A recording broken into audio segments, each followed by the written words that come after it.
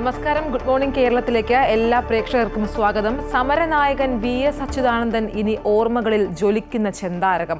രണസ്മരണകൾ ഉറങ്ങുന്ന ആലപ്പുഴ വലിയ ചുടുകാട്ടിൽ അഗ്നിനാളമായി വിപ്ലവ നായകൻ. ഏറെ വൈകാരികമായാണ് രാഷ്ട്രീയ കേരളം VSന് വിട നൽകിയത്. നോക്കാം പ്രധാന വാർത്തകൾ. പിതൃമോക്ഷപ്രാപ്തി തേടി ഇന്ന് കർക്കിടകവാവ്. പുലർച്ചെ മുതൽ വിവിധ ക്ഷേത്രങ്ങളിലും സ്നാനഘട്ടങ്ങളിലും ബലിതർപ്പണം നടത്തി ആയിരങ്ങൾ.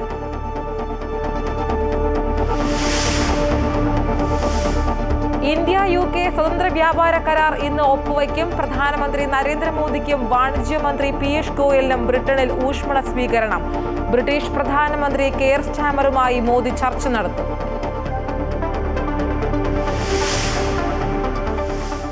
VS ഇനി ജനഹൃദയങ്ങളിലെ രക്തനക്ഷത്രം. ആലപ്പുഴ വലിയ ചുടുകാട്ടിൽ അന്ത്യവിശ്രമം. VS തൊഴിലാളി വർഗ പ്രസ്ഥാനത്തിന്റെ സൃഷ്ടിയെന്ന CPM general secretary MA baby. ആധുനിക കേരളത്തെ സൃഷ്ടിച്ചെടുത്ത മഹാരഥന്മാരിൽ ഒരാളാണ് VS എന്ന മുഖ്യമന്ത്രി പിണറായി വിജയൻ.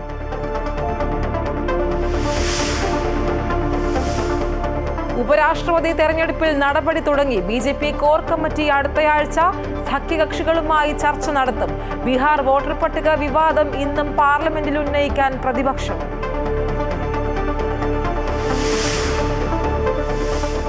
ഇംഗ്ലണ്ടിനെതിരായ 4ാം ക്രിക്കറ്റ് ടെസ്റ്റിന്റെ ആദ്യ ദിനം ഇന്ത്യ 4ന് 264 റൺസ് എന്ന നിലയിൽ.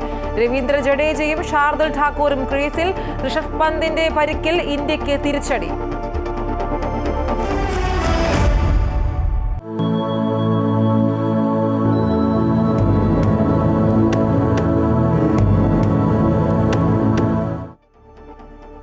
പിതൃമോക്ഷപ്രാപ്തി തേടി ഇന്ന് കർക്കിടകവാവ്. പുലർച്ചെ മുതൽ വിവിധ ക്ഷേത്രങ്ങളിലും വിവിധ സ്നാനഘട്ടങ്ങളിലും ബലിതർപ്പണത്തിന് വിശ്വാസികളുടെ വൻ തിരക്കാണ് അനുഭവപ്പെടുന്നത്. ഈ തെക്കൻ കേരളത്തിൽ പ്രധാനമായും തർപ്പണ ചടങ്ങുകൾ നടക്കുന്ന തിരുവനന്തപുരം തിരുവല്ലം പരശുരാമ ക്ഷേത്രത്തിലും വർക്കല പാപനാശത്തും ആയിരങ്ങളാണ് ബലിതർപ്പണത്തിനായി എത്തിയത്. കോഴിക്കോട് വരയ്ക്കൽ തീരത്തും കർക്കിടകവാവ് ബലിതർപ്പണം തുടരുകയാണ്. വിവരങ്ങളുമായി തിരുവനന്തപുരം പരശുരാമ ക്ഷേത്രത്തിൽ നിന്ന് ആതിരയും, കൊല്ലത്ത് നിന്ന് സുധീഷും, ആലുവയിൽ നിന്ന് കിരണും, കോഴിക്കോട് നിന്ന് MM രാകേഷും ചേരുകയാണ്. ആദ്യം ഞാൻ ആതിരയിലേക്ക് പോവുകയാണ്.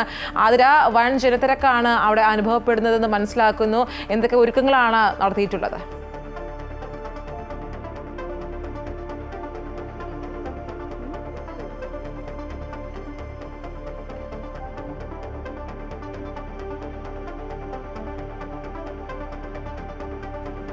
ആതിര, കേൾക്കുന്നുണ്ടോ? ആതിര,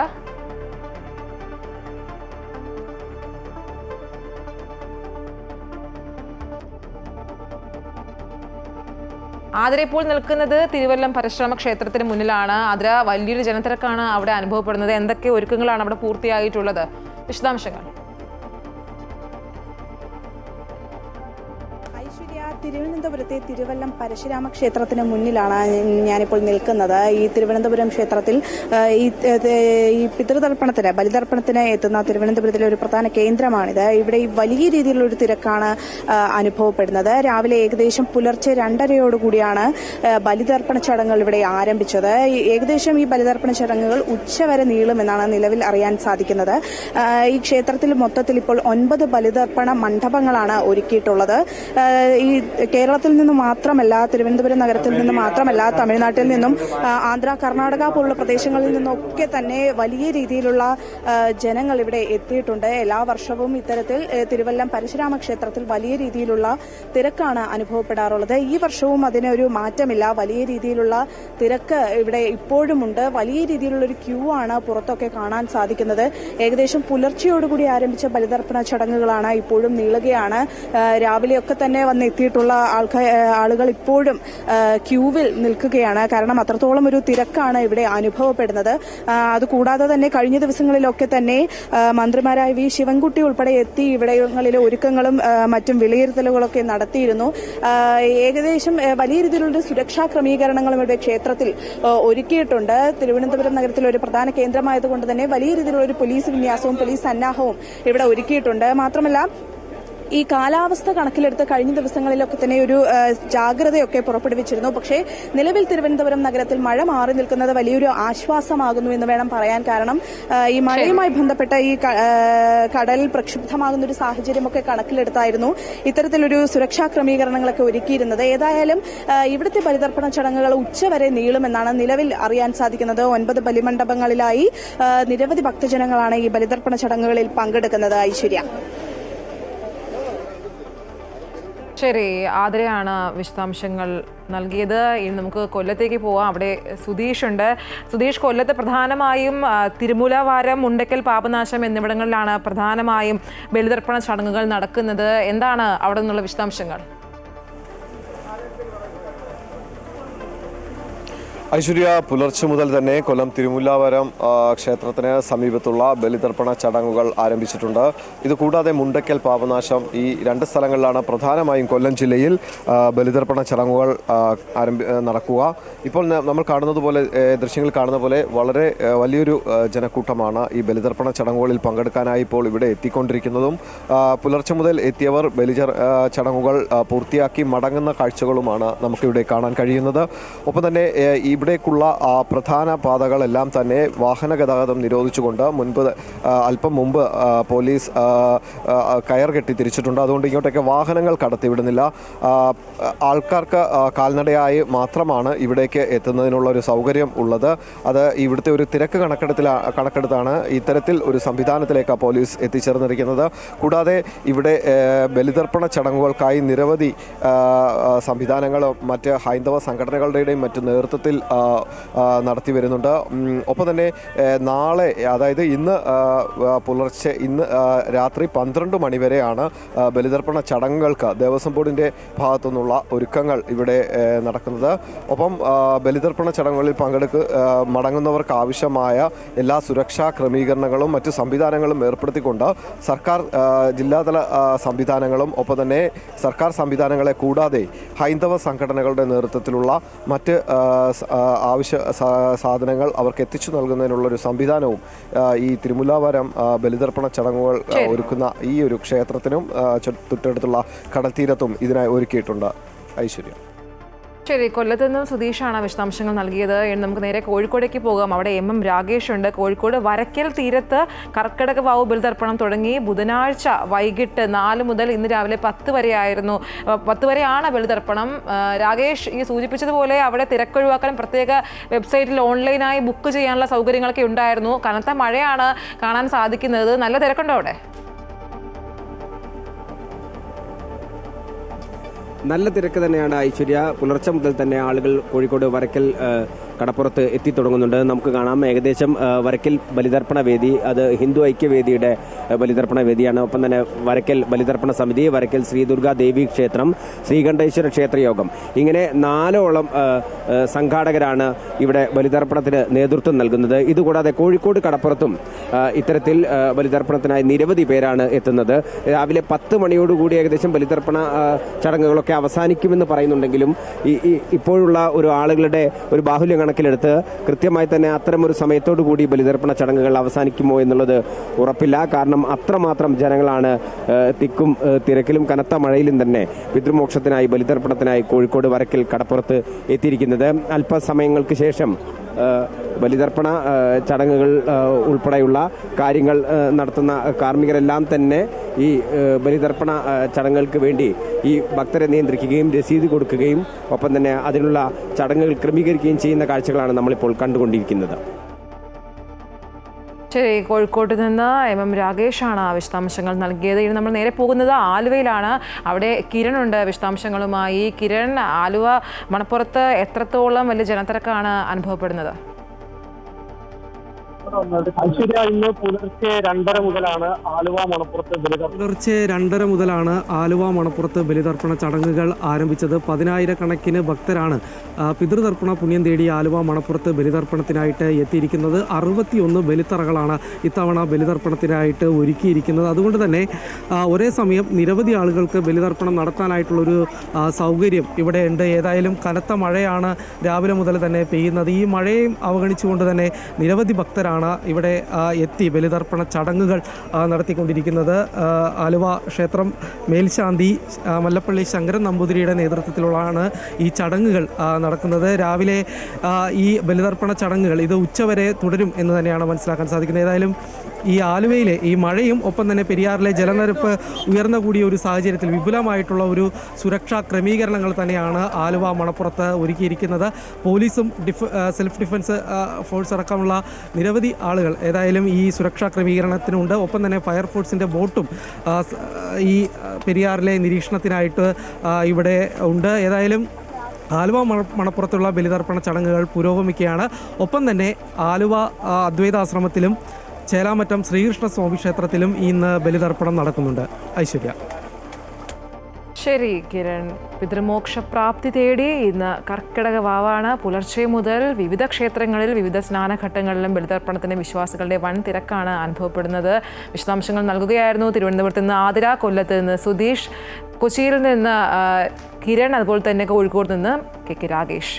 ഇനി മറ്റു വാർത്തകളിലേക്ക് പോയി കഴിഞ്ഞാൽ ഇന്ത്യ UK സ്വതന്ത്ര വ്യാപാര കരാർ ഇന്ന് ഒപ്പുവയ്ക്കും. 4 വർഷത്തെ കാത്തിരിപ്പിനൊടുവിലാണ് കരാർ യാഥാർത്ഥ്യമാകുന്നത്. അങ്ങനെ ഈ ഒരു കരാർ യാഥാർത്ഥ്യമാകുമ്പോൾ ഇരു രാജ്യങ്ങളുടെയും വ്യാപാര രംഗത്ത് വലിയ മുന്നേറ്റം ഉണ്ടാകുമെന്നാണ് പ്രതീക്ഷിക്കുന്നത്. ഇതോടെ ഇന്ത്യ കയറ്റുമതി ചെയ്യുന്ന 99% ഇനങ്ങൾക്കും ബ്രിട്ടൻ തീരുവ ഒഴിവാക്കും. ബ്രിട്ടനിൽ നിന്ന് ഇറക്കുന്ന 90% ഉൽപ്പന്നങ്ങൾക്കും ഇന്ത്യ തീരുവ കുറയ്ക്കും. 10 വർഷത്തിനുള്ളിൽ ഇതിൽ 75% ഇനങ്ങളും ഡ്യൂട്ടി ഫ്രീ ആകും. ഇതോടെ ഇരു രാജ്യങ്ങളുടെയും ഉൽപ്പന്നങ്ങൾക്ക് വില കുറയും. 3 വർഷം നീണ്ടുനിന്ന ചർച്ചകൾക്ക് ശേഷം ഈ വർഷം മെയ് 6-നാണ് വ്യാപാര കരാറുമായി ബന്ധപ്പെട്ട ചർച്ചകൾ പൂർത്തിയായത്. 2030 ആകുമ്പോഴേക്കും ഇരു രാജ്യങ്ങളും തമ്മിലുള്ള വ്യാപാരം $120 ബില്യൺ എത്തിക്കുകയാണ് ലക്ഷ്യം. സ്വതന്ത്ര വ്യാപാര കരാർ ഒപ്പിട്ട് കഴിഞ്ഞാൽ ബ്രിട്ടീഷ് പാർലമെന്റ് അംഗീകാരം ആവശ്യമാണ്. അംഗീകാരം ലഭിച്ചതിന് ശേഷം 1 വർഷത്തിനുള്ളിൽ കരാർ പ്രാബല്യത്തിൽ വരും. അതേസമയം 4 വർഷത്തെ ഇടവേളയ്ക്ക് ശേഷമാണ് പ്രധാനമന്ത്രി നരേന്ദ്രമോദി UK-യിലെത്തിയത്. പ്രധാനമന്ത്രിക്ക് ഊഷ്മള സ്വീകരണമാണ് ഇന്ത്യൻ സമൂഹം നൽകിയത്. വാണിജ്യ വ്യവസായ മന്ത്രി പീയൂഷ് ഗോയലും പ്രധാനമന്ത്രിയെ അനുഗമിക്കുന്നുണ്ട്. പാർലമെന്റ് ഇന്നും പ്രക്ഷുബ്ധമായേക്കും. ബീഹാറിലെ വോട്ടർ പട്ടിക പരിഷ്കരണത്തിൽ പ്രതിഷേധം തുടരാനാണ് പ്രതിപക്ഷത്തിന്റെ നീക്കം. പഹൽഗാം ഭീകരാക്രമണം, ഓപ്പറേഷൻ സിന്ദൂർ വിഷയങ്ങൾ ഉയർത്തി ലോക്സഭ പ്രതിപക്ഷം സ്തംഭിച്ചതിന് പിന്നാലെ തിങ്കളാഴ്ച ലോക്സഭയിലും ചൊവ്വാഴ്ച രാജ്യസഭയിലും 16 മണിക്കൂർ വീതം ചർച്ച നടത്താനാണ് തീരുമാനം. ചർച്ചയിൽ പങ്കെടുത്ത് പ്രധാനമന്ത്രി മറുപടി പറയണമെന്നാണ് പ്രതിപക്ഷത്തിന്റെ ആവശ്യം. അതേസമയം ബീഹാർ വോട്ടർ പട്ടിക പരിഷ്കരണത്തിൽ പ്രതിഷേധിച്ച് RJD വോട്ടെടുപ്പിൽ നിന്ന് വിട്ടുനിന്നേക്കുമെന്ന സൂചനയുമുണ്ട്. ഇത് സംബന്ധിച്ച് മറ്റ് പ്രതിപക്ഷ കക്ഷികളുമായി RJD ചർച്ച നടത്തും. ഉപരാഷ്ട്രപതിക്ക് പകരക്കാരനെ നിശ്ചയിക്കാൻ BJP യോഗം അടുത്തയാഴ്ച ചേരും. സഖ്യകക്ഷികളുമായി ചർച്ച നടത്തും. പ്രധാനമന്ത്രി വിദേശ സന്ദർശനം കഴിഞ്ഞ് തിരിച്ചെത്തിയതിനു ശേഷമാകും പാർട്ടിക്കുള്ളിലെ ചർച്ചകൾ സജീവമാവുക. PDPക്കോ JDUവിനോ ഉപരാഷ്ട്രപതി സ്ഥാനം നൽകേണ്ടതുണ്ടോ എന്ന് ആലോചിക്കും. നിലവിലെ രാജ്യസഭാ ഉപാധ്യക്ഷൻ ഹരിവംശിന്റെ പേരടക്കം പരിഗണനയിലുണ്ട്. BJPക്ക് ഒറ്റയ്ക്ക് ഉപരാഷ്ട്രപതിയെ വിജയിപ്പിക്കാനാകില്ല. അതിനാൽ NDAയിലെ എല്ലാ കക്ഷികളുടെയും അഭിപ്രായ സമന്വയം ഇക്കാര്യത്തിൽ ആവശ്യമാണ്. അതേസമയം ധൻഖറിന്റെ രാജി രാഷ്ട്രപതി സ്വീകരിച്ച് വിജ്ഞാപനം ഇറക്കിയതിന് പിന്നാലെ തെരഞ്ഞെടുപ്പ് കമ്മീഷൻ ഉപരാഷ്ട്രപതി തെരഞ്ഞെടുപ്പിനുള്ള നടപടികൾ തുടങ്ങി.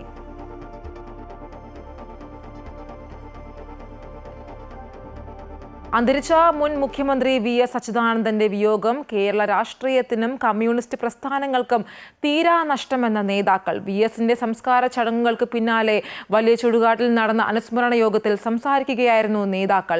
VS ആധുനിക കേരളത്തിന്റെ സൃഷ്ടിയിൽ വലിയ പങ്ക് വഹിച്ച മഹാരഥനെന്ന് മുഖ്യമന്ത്രി അനുസ്മരിച്ചപ്പോൾ VS തൊഴിലാളി വർഗ പ്രസ്ഥാനത്തിന്റെ സൃഷ്ടിയെന്ന് MA ബേബി പറഞ്ഞു. നമുക്ക് ഓരോരുത്തർക്കും ഒരുപാട് അനുഭവങ്ങൾ VSനെ അപേക്ഷിച്ച് ഒരു 3 പതിറ്റാണ്ടിൻ്റെ ഇളപ്പമുള്ള എന്നെപ്പോലുള്ളവർക്ക് പോലും VSുമായി ബന്ധപ്പെട്ട് എത്രയോ ഓർമ്മകളാണ് ഉള്ളത്. CPIMന് മാത്രമല്ല കേരളത്തിലെ ഇടതുപക്ഷ പുരോഗമന പ്രസ്ഥാനങ്ങൾക്കാകെയും ഇന്നത്തെ ഘട്ടത്തിൽ ജനാധിപത്യ ശക്തികൾക്കും വലിയ നഷ്ടം എന്ന് വിശേഷിപ്പിക്കാവുന്നതാണ് VSൻ്റെ വിയോഗം. മുൻ മുഖ്യമന്ത്രി VS അച്യുതാനന്ദന് ആലപ്പുഴയിലെ വലിയ ചുടുകാട്ടിൽ അന്ത്യവിശ്രമം. രാത്രി ഏറെ വൈകി നടന്ന സംസ്കാര ചടങ്ങുകളിൽ പങ്കെടുത്ത് പതിനായിരങ്ങൾ. VS അനശ്വരനായ കമ്മ്യൂണിസ്റ്റ് എന്ന് ഓർമ്മിച്ച നേതാക്കൾ. അജയ് നാഥ് ചേരുന്നു വിശദാംശങ്ങളുമായി. അജയ്, വളരെ വൈകാരികമായിരുന്നു VSന് ഈ രാഷ്ട്രീയ കേരളം വിട നൽകിയത്. ഈ തിരുവനന്തപുരത്ത് നിന്നും അവിടെ ആലപ്പുഴ വരെ എത്തുമ്പോൾ നമുക്കറിയാം പതിനായിരങ്ങളാണ് അദ്ദേഹത്തെ കാണാനായി, ഒരു നോക്ക് കാണാനായി ഒഴുകിയെത്തിയത്. എന്താണ് വിശദാംശങ്ങൾ?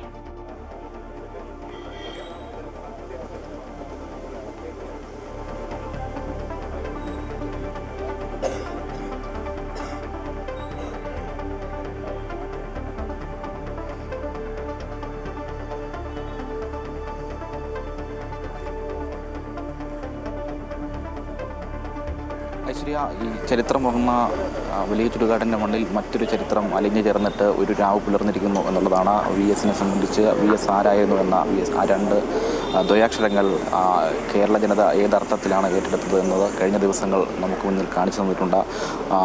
സമയബന്ധിതമായി ഈ VSൻ്റെ വിലാപയാത്ര ഉൾപ്പെടെ നടത്തുവാൻ കഴിഞ്ഞിരുന്നില്ല എന്നുള്ളതാണ്. അത്ര കണ്ട് ജനങ്ങൾ VSന് അന്തിമവചനം അർപ്പിക്കുവാൻ, VSനെ അവസാനമായി ഒരു നോക്ക് കാണുവാൻ ഇങ്ങോട്ടേക്ക് ഒഴുകിയെത്തുന്ന ഒരു ഘട്ടമുണ്ടായിരുന്നു. അതായത് തിരുവനന്തപുരം മുതൽ വിലാപയാത്ര ആരംഭിച്ചത് മുതൽ കൊല്ലം ജില്ലയിൽ പ്രവേശിച്ചതിന് ശേഷം ആലപ്പുഴയിലേക്ക് എത്തുമ്പോൾ വലിയ ജനാവലിയായിരുന്നു VSന് അഭിവാദം അർപ്പിക്കുവാൻ അവസാനമായി പ്രിയപ്പെട്ട നേതാവിന് ഒരു നോക്ക് കാണുവാൻ ഇങ്ങോട്ടേക്ക് ഒഴുകിയെത്തിയത്. ഇന്നലെ ഏറെ വൈകിയാണ് VSൻ്റെ സംസ്കാര ചടങ്ങുകൾ വലിയ ചുടുകാടിൽ നടന്നത്. ആ ഘട്ടത്തിൽ പോലും വലിയ ശക്തമായ മഴയുള്ള ഘട്ടത്തിൽ പോലും റോഡിൽ ആളുകൾ തിങ്ങി നിറഞ്ഞ് നിൽക്കുന്ന സാഹചര്യം കൂടി ഉണ്ടായിരുന്നു. അവസാനമായി പ്രിയ നേതാവിന് ഒരു നോക്ക് കാണുവാനുള്ള ആ ജനങ്ങളുടെ ആ ഒരു ആഗ്രഹം, ആ ജനങ്ങൾ സഖാവിന്, പ്രിയപ്പെട്ട നേതാവിന് യാത്ര നൽകുന്ന ഒരു വികാരനിർഭരമായ കാഴ്ച കൂടി ഉണ്ടായിരുന്നു. ആ കനത്ത മഴയെപ്പോലും അവഗണിച്ചുകൊണ്ടാണ് പതിനായിരങ്ങൾ ഈ വലിയ ചുടുകാട്ടിലേക്കും ഒഴുകിയെത്തുന്ന സാഹചര്യം ഉണ്ടായത്. ഇന്ന് പുലർച്ചെയും ചില ആളുകൾ ഇങ്ങോട്ടേക്ക് എത്തുന്നുണ്ട്. ഇന്നലെ VSനെ വന്ന് കണ്ട് അന്തിമവിവരം അർപ്പിച്ച് മടങ്ങിയ ആളുകളാണ്. പക്ഷേ ഈ റോഡിലൂടെ കടന്നു പോകുമ്പോൾ ഒരിക്കൽ കൂടി സഖാവിൻ്റെ എരിഞ്ഞിടങ്ങിയ സംസ്കാരം നടന്ന വലിയ ചുടുകാട്ടിലേക്ക് എത്തി ഒരു നോക്ക്, അല്ലെങ്കിൽ അവസാനമായി സഖാവിനൊരു യാത്രയെപ്പോടി നൽകി മടങ്ങിപ്പോകുന്ന സാഹചര്യം കൂടിയുണ്ട്. പുന്നപ്പുറ വയലാറിൻ്റെ സമരഭൂമികയാണ് ഈ വലിയ ചുടുകാടെന്ന് പറയുന്നത്. VSനെ VS ആക്കിയ P. കൃഷ്ണപിള്ള ഉൾപ്പെടുന്ന നേതാക്കൾ അടക്കം ചെയ്ത മണ്ണിലാണ് VS അന്ത്യവിശ്രമം കൊള്ളുന്നത്. ആ ആശയം ഒരു കാലഘട്ടത്തിലും അവസാനിക്കില്ല എന്ന് വിളിച്ചു പറയുന്ന, അല്ലെങ്കിൽ അത്തരത്തിലേക്ക് VSൻ്റെ സ്മരണകൾ ആലപ്പുഴ ജില്ലയുടെയും CPMനെ സംബന്ധിച്ചും വിശേഷിച്ച് ഇടതുപക്ഷ പ്രസ്ഥാനങ്ങളെല്ലാം സംബന്ധിച്ചും അവരുടെ. ശരി അജയ്, വ്യക്തമാണ്. സമരനായകൻ VS അച്യുതാനന്ദൻ ഇനി ഓർമ്മകളിൽ ജ്വലിക്കുന്ന ചെന്താരകം. സംസ്ഥാനത്ത് ഇന്നും പരക്കെ ശക്തമായ മഴ തുടരും. 7 ജില്ലകളിൽ ഇന്ന് യെല്ലോ അലർട്ട് പ്രഖ്യാപിച്ചിട്ടുണ്ട്. പത്തനംതിട്ട, ആലപ്പുഴ, ഇടുക്കി, കോട്ടയം, കോഴിക്കോട്, കണ്ണൂർ ജില്ലകളിലാണ് യെല്ലോ അലർട്ട്. ഒറ്റപ്പെട്ട ശക്തമായ മഴ ഉണ്ടാകുമെന്നാണ് കാലാവസ്ഥാ നിരീക്ഷണ കേന്ദ്രത്തിന്റെ മുന്നറിയിപ്പ്.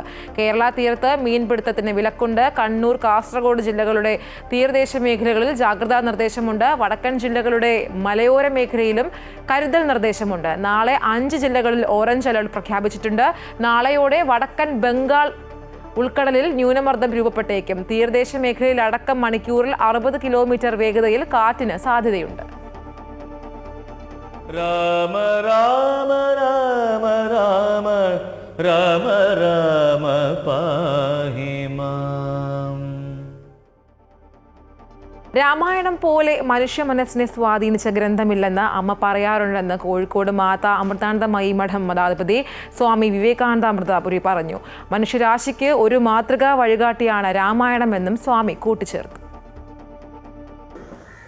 ഓം അമൃതേശ്വരി നമഃ. കർക്കിടകമാസം നമ്മുടെ കേരളത്തെ സംബന്ധിച്ച് രാമായണ മാസമായിട്ട് പൊതുവെ ഹിന്ദു സമൂഹങ്ങളിൽ ആരാധിക്കാറുണ്ട്, പാരായണം ചെയ്യാറുണ്ട്. രാമസ്മൃതികൾ ഉണരുന്ന സമയമാണ്. അമ്മ പറയാറുണ്ട്, രാമായണം പോലെ മനുഷ്യ മനസ്സിനെ ഇത്രയും സ്വാധീനിച്ച മറ്റൊരു ഗ്രന്ഥമുണ്ടോ എന്നറിയില്ല. അത് മഹാഭാരതത്തെയും കടന്നു നിൽക്കുന്നു എന്നാണ് അമ്മ പറഞ്ഞത്. മഹാഭാരതത്തിൽ ഒരുപാട് ഗഹനങ്ങളായ കാര്യങ്ങളുണ്ട്. എന്നാൽ രാമായണം നമ്മുടെ കുടുംബ ബന്ധങ്ങളിലും അതിൻ്റെ കുടുംബ ബന്ധങ്ങളിലെ പവിത്രതകൾ എങ്ങനെ സൂക്ഷിക്കണമെന്ന് ഒരു വലിയൊരു മാതൃകയാണ് നമ്മുടെ മുമ്പിൽ എടുത്തു കാട്ടുന്നത്. അതുകൊണ്ട് തന്നെയാകണം ഇന്നും മനുഷ്യ മനസ്സിനെ സ്വാധീനിച്ചുകൊണ്ടിരിക്കുന്നു. 1000 ആണ്ടുകൾക്ക് മുമ്പ് നടന്ന ഒരു കൃതി അല്ലെങ്കിൽ അത് സംഭവം, അത് ചരിത്രമാണ് സത്യത്തിൽ. ഇന്ന് ചിലർ ചരിത്രമല്ല എന്ന് പറയുന്നവരുണ്ട്. രാമൻ ജീവിച്ചിരുന്നല്ല, രാമൻ മിത്താണെന്ന് ചിലർ പറയാറുണ്ട്. പക്ഷേ രാമായണം എഴുതിയ ഒരാളുണ്ട്, വാൽമീകി.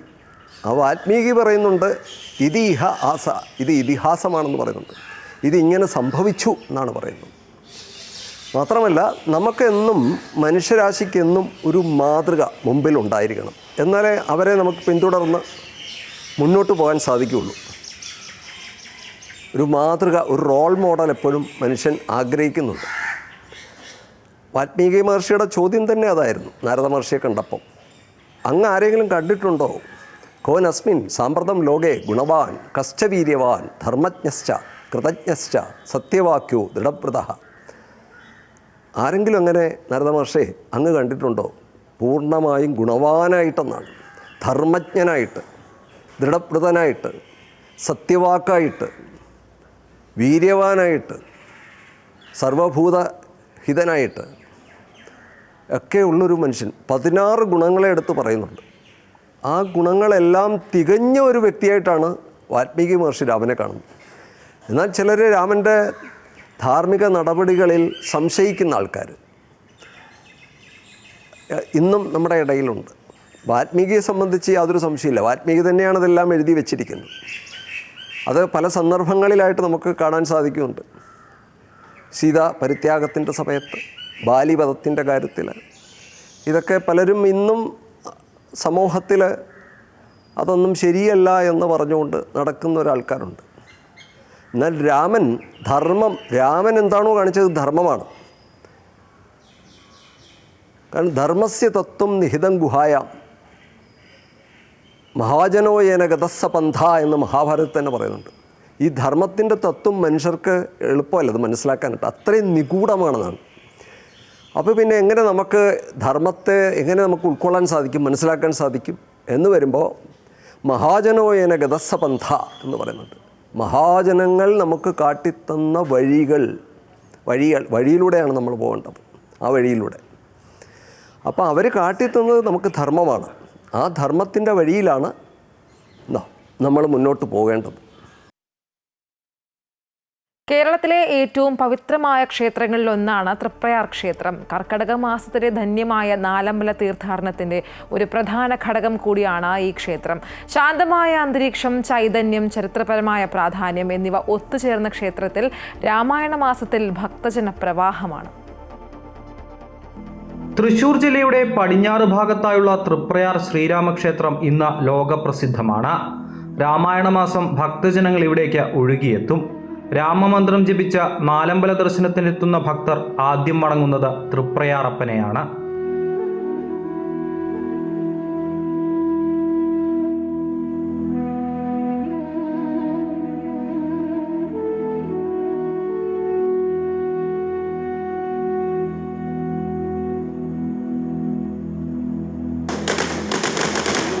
ഭഗവാൻ ശ്രീകൃഷ്ണൻ ദ്വാരകയിൽ പൂജിച്ചിരുന്ന ശ്രീരാമ വിഗ്രഹമാണ് തൃപ്രയാർ ക്ഷേത്രത്തിലെ പ്രധാന വിഗ്രഹമെന്നാണ് വിശ്വാസം. ശ്രീകൃഷ്ണന്റെ സ്വർഗാരോഹണത്തിന് ശേഷം ഈ വിഗ്രഹം കടലിൽ നിമജ്ജനം ചെയ്യപ്പെട്ടുവെന്നും കേരളത്തിലുള്ള ഒരു മുക്കുവന മീൻപിടുത്തത്തിനിടെ ഇത് ലഭിച്ചുവെന്നുമാണ് ഐതിഹ്യം. കേരളത്തിലെ തന്നെ ഏറ്റവും പൗരാണികമായ ഒരു നാലമ്പല ദർശനപാതയാണ് തൃപ്രയാർ കേന്ദ്രീകരിച്ചുള്ളത്. തൃപ്രയാർ ശ്രീരാമസ്വാമി ക്ഷേത്രം, കൂടൽമാണിക്യം ശ്രീ ഭരത ക്ഷേത്രം, മൂഴിക്കുളം ലക്ഷ്മണസ്വാമി ക്ഷേത്രം, അതുപോലെ തന്നെ പായമൽ ശത്രുഘ്ന ക്ഷേത്രം എന്നീ ക്ഷേത്രങ്ങൾ ഉൾപ്പെടുത്തിയിട്ടുള്ള രാമായണ ദർശനപാത ഏറ്റവും പഴക്കമുള്ളതും കേരളത്തിലെ തന്നെ ആദ്യത്തേതുമാണ്. ദ്വാരകയിൽ ശ്രീകൃഷ്ണനാൽ പൂജിക്കപ്പെട്ടിരുന്ന ദാശരഥി വിഗ്രഹങ്ങൾ ദ്വാരക കടലെടുത്ത സമയം കടലിൽ മുങ്ങിപ്പോവുകയും അത് പിന്നീട് കേരളത്തിൻ്റെ പടിഞ്ഞാറൻ തീരത്ത് അടിഞ്ഞ് മത്സ്യത്തൊഴിലാളികൾക്ക് ആ വിഗ്രഹങ്ങൾ ലഭിക്കുകയും ഭഗവത് ദർശനപ്രകാരം ഉചിതമായ സ്ഥലങ്ങളിൽ ഈ ദാശരഥി വിഗ്രഹങ്ങൾ പ്രതിഷ്ഠിച്ചു എന്നാണ് ഐതിഹ്യം. തൃപ്രയാർ എന്ന പേരിനും ഐതിഹ്യങ്ങൾ നിരവധിയുണ്ട്. വാമനാവതാരം കൈക്കൊണ്ട മഹാവിഷ്ണു വിശ്വരൂപത്തിലേക്ക് വളർന്നപ്പോൾ ഭഗവാന്റെ ഒരു പാദം സത്യലോകത്തെത്തി. അതുകണ്ട ബ്രഹ്മാവ് തൻ്റെ കമണ്ഡലുവിലെ തീർത്ഥത്താൽ പാദത്തിൽ അഭിഷേകം നടത്തി. തിരുപാദം കഴുകിയ ജലം ആറായപ്പോൾ അത് തിരുപ്പാതയാറും ലോപിച്ച് തൃപ്രയാറുമായെന്നാണ് വിശ്വാസം. തൃപ്രയാറപ്പന് അഭിഷേകത്തിനായി വരുണൻ കൊടുത്തയച്ച തീർത്ഥവുമായി എത്തിയ ഗംഗാനദി അഭിഷേകത്തിന് ശേഷം തിരികെ പോകാതെ ഭഗവാനെ പ്രദക്ഷിണം ചെയ്തുകൊണ്ടിരുന്നു. ഈ സമയം ദർശനത്തിനായി വന്ന ഭക്തർക്ക് ക്ഷേത്രത്തിലെത്താൻ വഴിയില്ലാതായി.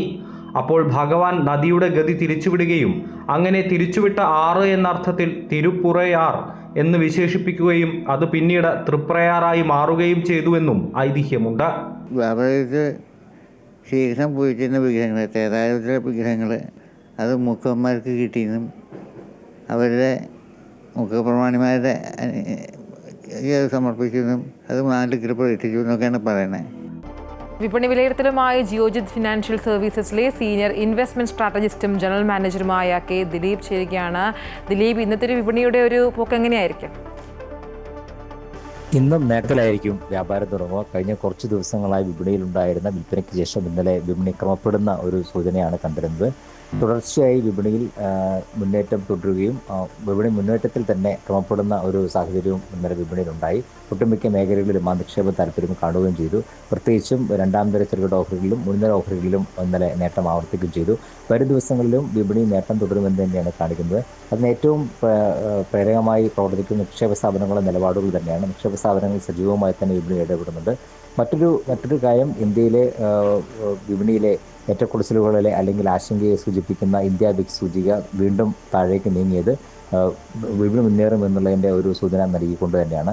സാങ്കേതികമായി 25,200 എന്ന നിലവാരത്തിലേക്ക് മുൻനിര സൂചിയായി നിഫ്റ്റി എത്തുകയും ചെയ്തു. ഈ നിലവാരത്തിന് മുകളിൽ നിലനിന്ന് വ്യാപാരം നടക്കുന്ന ഒരു സാഹചര്യത്തിൽ മുന്നോട്ട് നീങ്ങാനുള്ള എല്ലാവിധ സാധ്യതകളുമുണ്ട്. കമ്പനികളുടെ പ്രവർത്തന ഫലങ്ങളാണ് ആഭ്യന്തര തലത്തിൽ വിപണിയെ സ്വാധീനിക്കാനുണ്ടായിരുന്നത്. IT മേഖലയിലെയും ബാങ്കിങ് മേഖലയിലെയും പ്രവർത്തന ഫലങ്ങൾ വിപണിയിൽ ഇന്നും നേട്ടത്തിൽ തന്നെയാകും വിപണി ആരംഭിക്കുക. വിലയിരുത്തൽ നടത്തുകയായിരുന്നു കെ ദിലീപ്. ഇനി കായിക വാർത്തകൾ.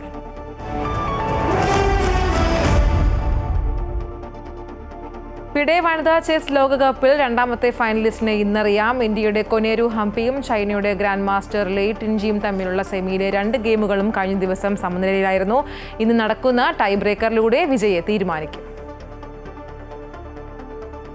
ഇംഗ്ലണ്ടിനെതിരായ 4ാം ക്രിക്കറ്റ് ടെസ്റ്റിന്റെ ആദ്യ ദിനം ഇന്ത്യ 4-ന് 264 റൺസ് എന്ന നിലയിലാണ്. രവീന്ദ്ര ജഡേജയും ഷാർദുൽ ഠാക്കൂറുമാണ് ക്രീസിൽ. അതേസമയം ഋഷഭ് പന്തിന് പരിക്കേറ്റ് പുറത്തു പോകേണ്ടി വന്നത് ഇന്ത്യക്ക് 2ാം ഇന്നിംഗ്സിൽ തിരിച്ചടിയാകും. ഗുഡ് മോർണിംഗ് കേരളം ഇവിടെ സമാപിക്കുകയാണ്. കൂടുതൽ വാർത്തകൾക്കായി അമൃത ന്യൂസ് യൂട്യൂബ് കാണുക. നമസ്കാരം.